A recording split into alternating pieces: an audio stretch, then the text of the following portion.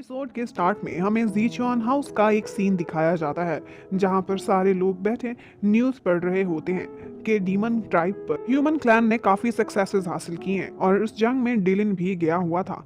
वो कितना बेरहम वॉरियर था। ये सारे लोग बातें करते हैं कि वो बहुत लूट मार भी करता है और काफी आगे तक जाता है। ये सब वहां बैठी प्रिंसेस कार्डा भी सुन रही होती है क्योंकि वो डीमन ट्राइब की थी, तो उसे ये सब सुनकर काफी दुख होता है कि मेरे कबीले पर आजकल क्या कुछ बीत रहा होगा और मुझे दुश्मनों के साथ रहना पड़ रहा है।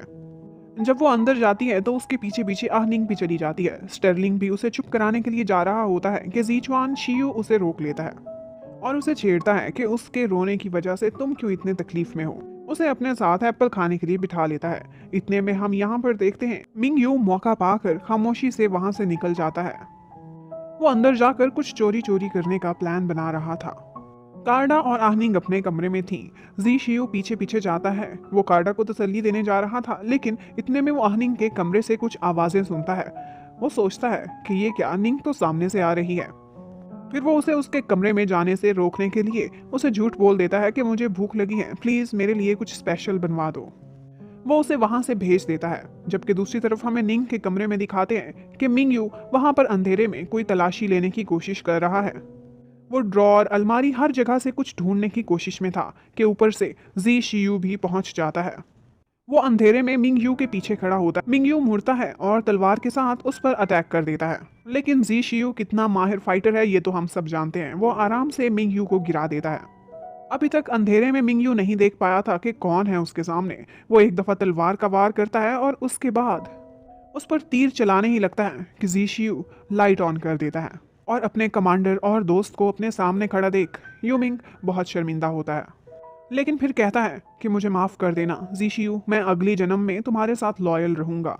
तलवार निकालता है, लेकिन जीशियू बहुत आराम से उस पर काबू पा लेता है और उसके बाद जीशियू आराम से बैठकर चाय पीने लगता है और उससे कहता है कि मुझे एक्सप्लेनेशन चाहिए, तुम आहनिंग के कमरे में क्या कर रहे थे? क्या तुम उसे मारने की प्लान कर रहे थे? मुझे बहुत पहले से पता है कि तुम यांग मिंग हुआ के आदमी हो। यूमिंग कहता है कि नहीं, मैं उसे मारना तो नहीं चाहता था, मैं यहाँ पर उसकी स्टैंप तलाश कर रहा था। मतलब कि ये वही आदमी था जिसको लास्ट एपिसोड में यांग मिंग हुआ ने एक लेटर बनाने को कहा था। इस बात पर जी शियू काफी गुस्सा करता है और कहता है कि ये उसे मार देने के ही बराबर है। किसी को धोखा देना या कत्ल करना, मैं इसे एक ही कंसीडर करता हूँ। फिर जी शियू उसे वो सारा टाइम याद दिलाता है। कहता है कि तुम कई सालों मेरे साथ रहे हो, हम मौत और जिंदगी से इकट्ठे लड़े हैं, लेकिन तुम मेरे साथ ऐसे कैसे कर सकते हो? यूमिंग कहता है कि मेरे पास और कोई भी चॉइस नहीं थी। मैंने एक दफ़ा यांग मिंग हुआ के लिए एक काम किया था, एक लेटर बनाया था, और वो वही दिखा दिखा कर मुझे ब्लैकमेल करता है और मुझसे और भी काम करा रहा है।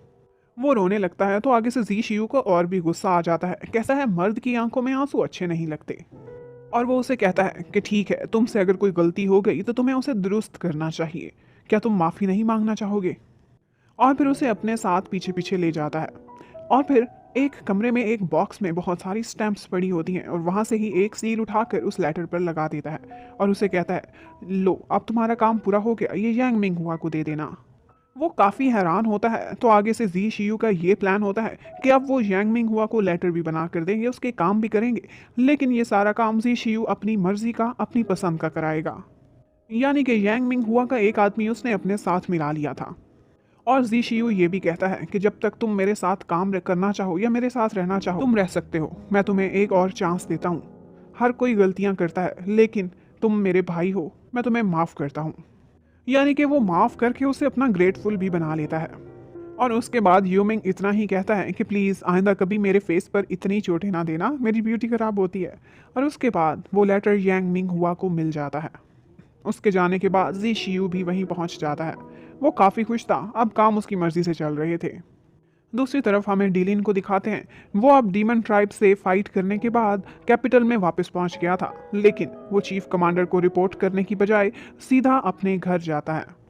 घर पर एक बहुत ही सुंदर सी लड़की उसका वेट कर रही थी, जो उसे देखकर काफ़ी खुश हो जाती है और उसको एक लेटर भी देती है जो उसके नाम किसी की तरफ से आया था। वो लेटर था जी शियू की तरफ से, जिसे देखकर डिलिन सोचता है कि ये हमेशा से स्मार्ट बनने की कोशिश करता रहता है। और उसके थोड़ी देर बाद वो लड़की उसके लिए सूप तैयार करके आ जाती है और उसे छेड़ती है कि क्या ये कोई लव लेटर तो नहीं है किसी लड़की की तरफ से। डिलिन उसे ऑफर करता है कि तुम खुद भी खोल के पढ़ सकती हो, लेकिन वो कहती है नहीं, मुझे तुम पर पूरा भरोसा है। तुम मुझसे चोरी चोरी कोई सीक्रेट नहीं रखोगे। यहाँ बातों बातों में वो उससे जिक्र करता है कि स्टर्लिंग और जीशियू वो सिर्फ मेरे दोस्त ही नहीं, मैं उनको अपना भाई समझता हूँ और उनके लिए मैं कुछ भी कर सकता हूँ। इतने में वहाँ पर उसका एक सबऑर्डिनेट आ जाता है और वो उसे कहता है कि उसे चीफ कमांडर ने रिपोर्ट करने के लिए बुलाया है। और बस फिर डिलिन वहाँ से चला जाता है। जबकि दूसरी तरफ हमें दिखाते हैं कि यांग मिंग हुआ बहुत इंपॉर्टेंट ऑफिशियल्स के साथ मीटिंग में लगा हुआ है और वो अपने बहुत सारे काम हैं जो अपनी मर्जी के करा लेता है और उसी की ही रिपोर्ट्स आज उसको मिल रही होती हैं। वो बहुत सारे इंपॉर्टेंट डिपार्टमेंट्स में उन ऑफिशियल्स को अरेस्ट करा दिया करता था जो उसकी मर्जी का काम नहीं करते थे। थोड़ी देर बाद डिलिन भी यांग मिंग हुआ से मिलने के लिए पहुंच जाता है। यहाँ पर हमें यह भी पता चलता है कि यांग मिंग हुआ अपने आदमियों के सारे पर्सनल कामों पर भी नज़र रखता है कि कौन किसके साथ रहता है और क्या काम करता है। यहाँ पर डिलन उसे बताता है कि मेरी ईस्टर्न आर्मी के 50,000 सोल्जर्स आपके नए ऑर्डर के लिए कैपिटल के बाहर खड़े इंतज़ार कर रहे हैं। और फिर वो आगे की प्लानिंग करने लगता है कि यहीं पर ही एपिसोड नंबर 6 ख़त्म हो जाती है। Thank you for watching. Stay connected.